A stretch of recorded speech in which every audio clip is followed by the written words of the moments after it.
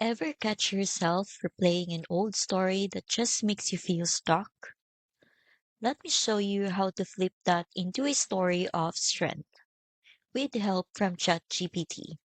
I'm going to paste in this prompt. Reframe this limiting belief into a short, first person empowering story that highlights resilience.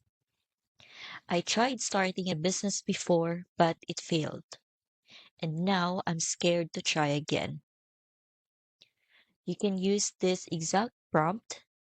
Just replace the example with your own story or belief. Now I hit enter. And just like that, ChatGPT reframes the story into something more empowering, something that highlights growth, not failure. Suddenly, your past isn't a weight, it's part of your power.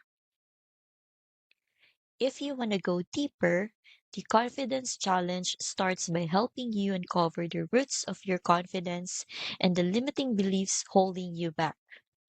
Then, it guides you to reframe those old stories into new sources of strength, all with daily prompts and coaching tools to rebuild your self belief.